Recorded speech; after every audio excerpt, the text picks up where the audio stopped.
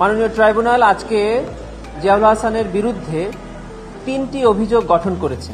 এই 3টি অভিযোগে তাকে 104 জনকে হত্যার অভিযোগ প্রসিকিউশন থেকে আনা হয়েছিল। সেই 104 জনের হত্যার অভিযোগ তার বিরুদ্ধে গঠন করা হয়েছে এবং আগামী 8 জানুয়ারি 2026 আগামী 8 ফেব্রুয়ারি 2026 এই মামলার প্রসিকিউশনের পক্ষ থেকে সাক্ষ্য গ্রহণ, ওপেনিং স্টেটমেন্ট এবং ডিফেন্সের পক্ষ থেকে সাফাই সাক্ষীর তালিকা জমা দেওয়ার জন্য দিন ধার্য করা হয়েছে।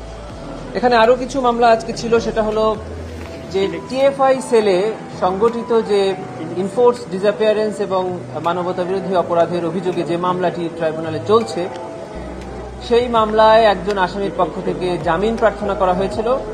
ট্রাইব্যুনাল সেই জামিন নামঞ্জুর করেছেন। অতঃপর ওই আইনজীবী প্রার্থনা করেছেন যে অ্যাপ্লিকেশনটা কেপ্ট উইথ দি রেকর্ড থাকুক, সেটি করা হয়েছে।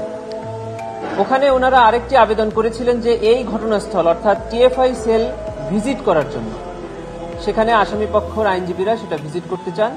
এই আবেদনটি মঞ্জুর করা হয়েছে, তবে শর্ত দেওয়া হয়েছে যে প্রসিকিউশনকে জানিয়ে সেখানে যেতে হবে, প্রসিকিউশন চাইলে সেখানে উপস্থিত থাকতে পারবেন।